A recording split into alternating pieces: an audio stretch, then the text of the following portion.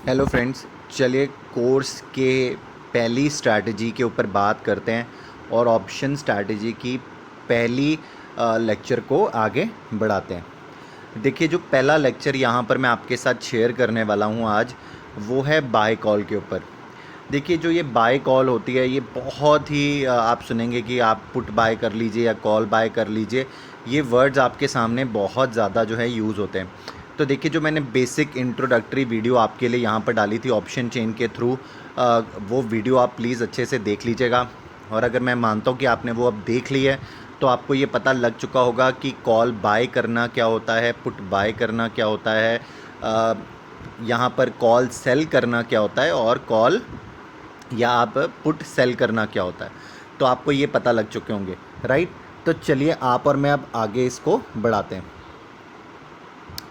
देखिए, bye call होती क्या है। बाय कॉल का मतलब ये होता है जहाँ पर इन्वेस्टर की ये सोच है कि आने वाले टाइम में या तो इंडेक्स में, देखिए इंडेक्स यहाँ पर निफ्टी इंडेक्स की बात हो रही है या बैंक निफ्टी के इंडेक्स की बात हो रही है, या स्टॉक, जिस स्टॉक में देखिए ऑलमोस्ट तकरीबन 160 165 स्टॉक के करीब हैं जिसमें आप ऑप्शंस के ऊपर काम कर सकते हैं और फ्यूचर्स में काम कर सकते हैं। तो अब अभी हम जो ऑप्शंस की बात कर रहे हैं, जहाँ पर आप ऑप्शंस में काम कर पाएंगे, तो उनमें क्या है कि अगर आपका उस स्टॉक से रिलेटेड कोई व्यू आने वाली टाइम में, एक महीने, एक वीक, 2 वीक्स, एक दिन, कुछ चंद मिनट, तो आपका जो भी व्यू है उस चीज़ को लेकर अगर वो तेज़ी का है, तो अगर आप यहाँ पर क्या बाय करेंगे, आप बाय करेंगे यहाँ पर कॉल।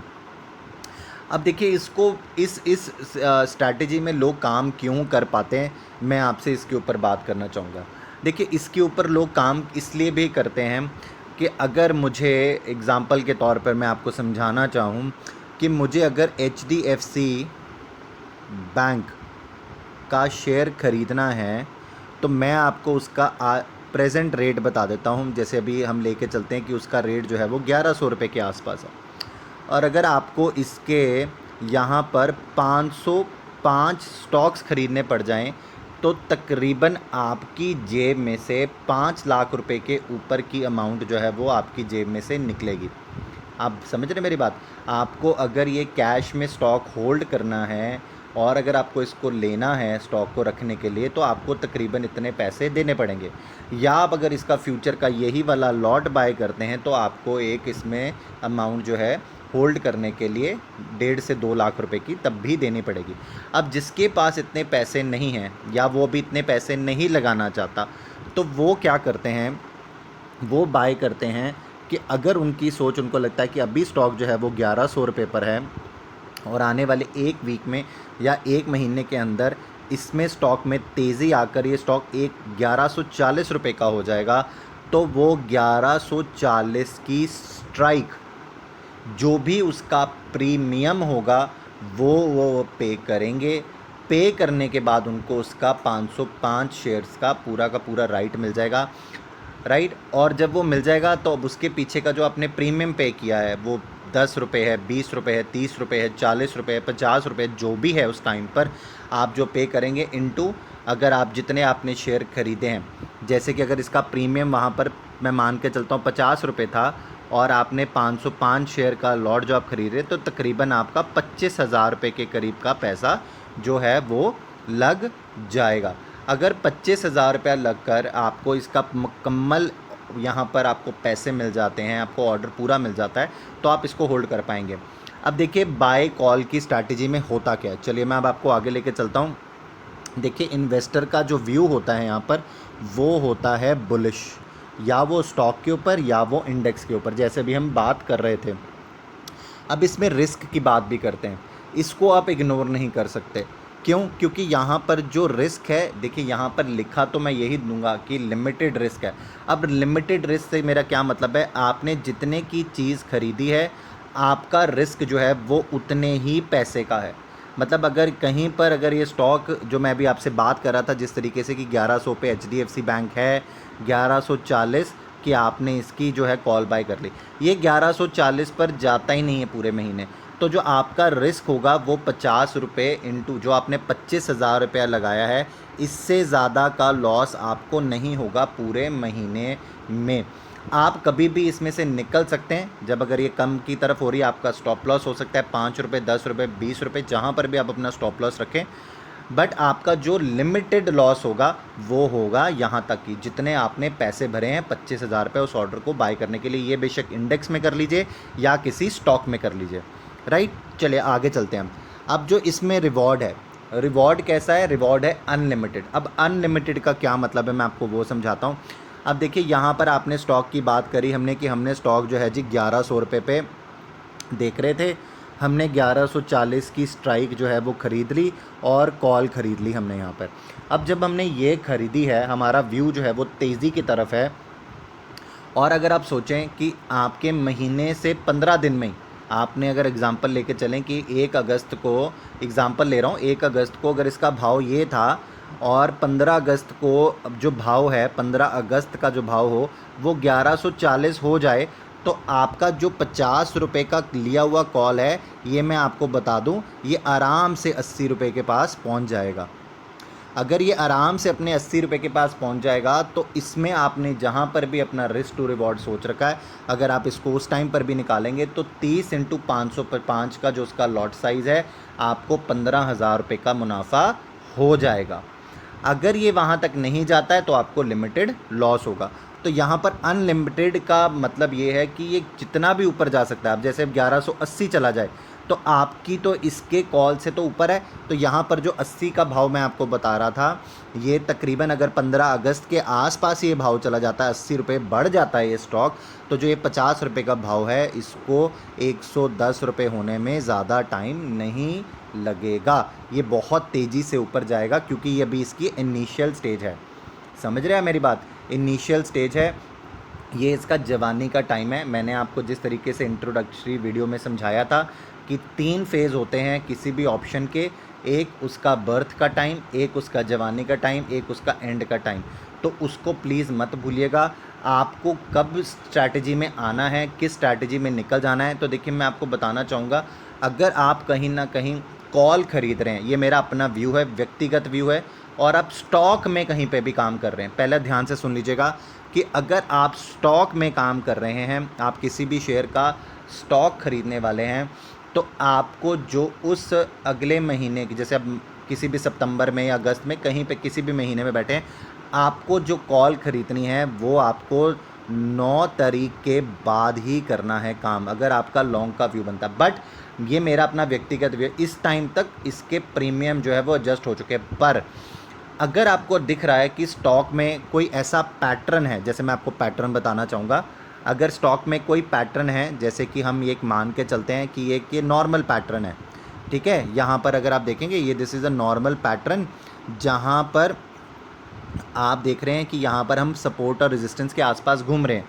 अब अगर आपको पता था कि जो यहाँ पर जब स्टॉक आ चुका है तो ये एक सपोर्ट का जोन है, यहाँ से अगर बाइंग का अभी मैं यहाँ पर इनिशिएट करता हूँ और मैं कॉल बाय कर लेता हूँ कि यहाँ पर 1100 का भाव था और यहाँ 1140 के ऊपर जाकर इसका रेजिस्टेंस है यहाँ पर, तो यहाँ पर जो ये वाला स्विंग है आप इसको ट्रेड कर पाएंगे।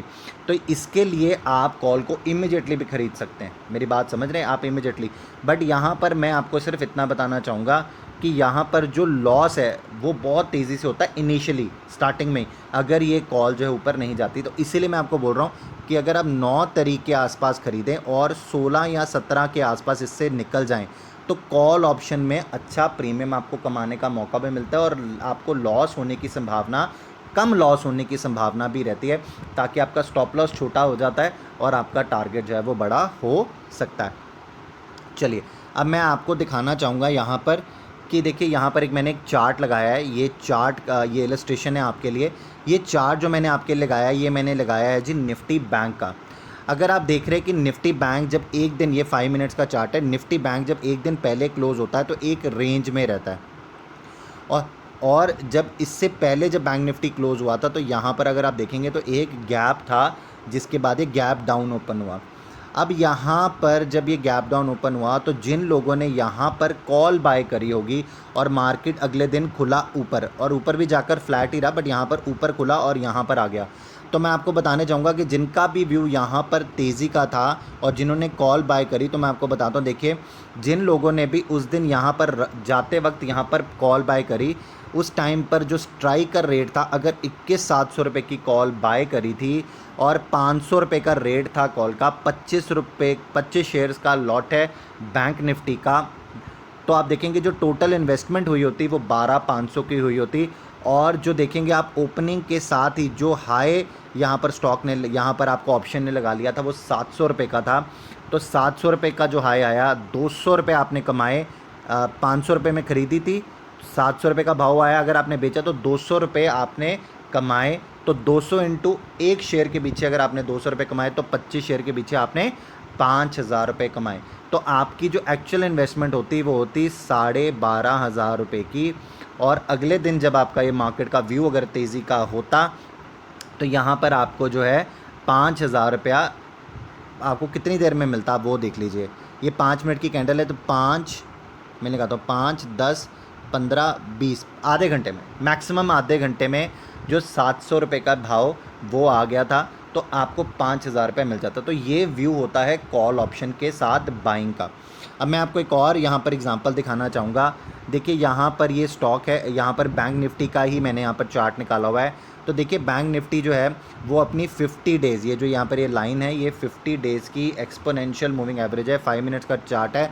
इसके साथ ही, इसको बिल्कुल भी नेगेटिव, इसके साथ ही जो है वो ऊपर चलते जा रही है। तो अगर आप देखोगे कि यहाँ पर जो ये रैली है, अगर आपको ये लगता है कि ये रैली यहाँ पर अच्छी खासी रैली 500-600 पॉइंट की रैली आपको लगता है कि आ सकती है, और अब यहाँ पर आप कॉल बाय करते हैं, तो देखिए मैं आपको दिखाना चाहूँगा कि यहाँ पर अगर आपने कॉल बाय करी होती, यहाँ पे मैं आपको स्ट्राइक प्राइस दिखाता हूँ, 21,700 की कॉल होती यहाँ पर, तो ये स्ट्राइक प्राइस आपको जो मिल रहा था वो 400 रुपये का मिल रहा था। ये तकरीबन 17/8/2020 की मैं बात कर रहा हूँ। तो यहाँ पर अगर 25 शेयर का लॉट है तो 10,000 रुपये की इन्वेस्टमेंट आपकी जेब में से उस टाइम पर हुई होती, और यहाँ पर जो आप सेल कर पाते इसको आने वाले 2 दिनों में, तो उसका प्राइस आया 800 रुपये का, और यहाँ पर आपको 400 रुपये का गेन होता और 10,000 रुपये आपको मिलता। तो देखिए आपका जो यहाँ पर व्यू है, क्योंकि जब आप बिग टाइम फ्रेम पर आएंगे तो कुछ पैटर्न्स के ऊपर आपको काम करना सीखना पड़ेगा। देखिए जब भी आपको बुलिश व्यू रख, तो देखिए मैंने आपके लिए वेज बना दिया, ये एक स्विंग है आपके लिए, ये दूसरा कॉल का स्विंग है, और ये यहाँ पर तीसरा कॉल का स्विंग है।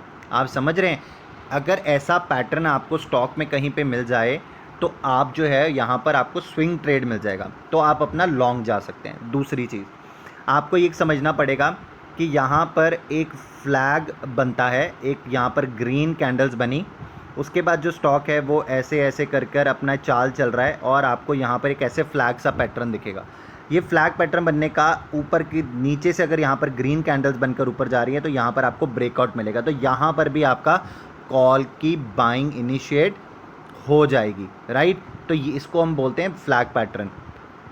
उसके बाद देखिए जो आपके लिए तीसरा ब्रेकआउट जो हो सकता है वो आपका बनता है असेंडिंग ट्राइंगल पैटर्न। अब देखिए असेंडिंग ट्राइंगल पैटर्न में क्या होता है, मैं आपको क्यों बता रहा हूँ, क्योंकि हम कॉल के ऊपर काम कर रहे हैं, तो मैं आपको कुछ ब्रेकआउट्स बता रहा हूँ जो आप प्लीज़ चार्ट्स में खोल के अगर देखेंगे 5 मिनट्स में, 30 मिनट्स में, 15 मिनट्स के चार्ट्स में ओपन करेंगे, इवन डेली चार्ट्स में भी ओपन करेंगे, तो कुछ मार्क करना सीखिए। क्योंकि अगर आप प्राइस एक्शन को, चीज़ों को समझ जाएंगे तो आपको कॉल बाय करना, सेल बाय करना, इस ऑप्शंस में काम करना ईजी हो जाएगा। अगर आप एक चीज़ समझें, यहाँ पर असेंडिंग ट्राइंगल पैटर्न क्या होता है। असेंडिंग ट्राइंगल पैटर्न में जो चीज़ यहाँ पर बहुत ख़ास बन जाती वो ये बन जाती कि जो ऊपर का जो बेस है वो बिल्कुल नॉर्मल रहता है, और जो यहाँ पर स्टॉक जाता है फिर वो यहाँ पर नीचे आता है, फिर स्टॉक यहाँ पर जाके टकराता है और यहाँ पर नीचे आता है, तो अपना प्रीवियस यहाँ पर अपना प्रीवियस, देखिए ये अपना प्रीवियस लो नहीं तोड़ेगा। आप मेरी बात समझ रहे हैं, ये लो इससे हाई बनेगा, यहाँ पर ये हायर लोज बनाता है, ये हायर लोज बनाएगा, तो ये इस तरीके से ऊपर ये फ्लैट रहेगा ऐसे, और ये ऊपर की तरफ जा रहा है, तो यहाँ पर अगर आप देखेंगे जो स्विंग है वो भी छोटे होते चले जाएंगे और यहाँ से आपको ऊपर की तरफ ब्रेकआउट मिल जाएगा। ऐसे कई पैटर्न्स है, ऐसे पैटर्न अभी आपने एक्सिस बैंक में बनता हुआ देखा था, तो कई पैटर्न्स हैं जो आपको मिल जाएंगे जहाँ पर आप अपनी कॉल को इनिशिएट कर सकते हैं। आई होप कि आपको एक कॉल समझ में आई होगी कि आपको कॉल किस तरीके से 3 ब्रेकआउट्स मैंने आपको सिखा दिए जहां पर आप अगर देख सके, और अदरवाइज़ आपने कहीं कुछ सुना है कि ये स्टॉक ऊपर जा सकता है कुछ है, तो वहाँ पर भी आप चार्ट ज़रूर देख लें। कुछ ऐसा ब्रेकआउट बनता है 5 मिनट्स में, 15 मिनट्स में, 30 मिनट्स में, आपको चाहूँगा 15 से 30 मिनट का चार्ट देखें और कम से कम जब आप उसको देख रहे हो तो एटलीस्ट 5 या 6 टाइम्स उसको जो है वो थोड़ा सा छोटा कर ले, मिनिमाइज़ कर ले, ताकि यहाँ पर काफ़ी सारा जो चार्ट बन जाए और फिर आप थोड़े अपने लाइंस ड्रॉ करें। तो आप देखिए किस तरीके का पैटर्न आपके लिए बनकर आ रहा है। अगर आपको वो पैटर्न बन के जो मैंने आपको समझाए हैं ऐसा आ रहा है, तो कहीं ना कहीं आप बुलिश व्यू जो है वो बना पाएंगे और आप आगे के लिए इसको खरीद पाएंगे। तो देखिए जो सेकंड लेक्चर हम कवर करने वाले हैं वो है बाय पुट ऑप्शन। अब यहाँ पर मैं आपको एक रिक्वेस्ट करने वाला हूँ, वो रिक्वेस्ट बहुत क्लियर है मेरी कि जो मैंने अभी आपके साथ ऑप्शन की स्ट्रेटजीज यहाँ पर शेयर करी है, इसको प्लीज़ टाइम लगाएं, एक दिन पूरा, अगली वीडियो अभी मत देखें, इसके ऊपर टाइम लगाएं, चार्ट्स खोलें, ढूंढें कि जब जब मार्केट तेज़ हुई है कैसे पैटर्न मार्केट ने बनाए हैं, तो आप वहाँ पर कॉल ऑप्शन को इनिशिएट कर पाएंगे। पेपर पे ट्रेडिंग करें, 1 हफ्ता 2 हफ्ता पेपर ट्रेडिंग करें, उसके बाद ही आप कॉल ऑप्शन पे काम करें। वो बेशक पुट ऑप्शन खरीदना हो, कॉल ऑप्शन किसी पे भी हो, तो आप उसके बाद ही उसके आगे चलें। तो चलिए हम अपना दूसरा लेक्चर आगे कवर करते हैं।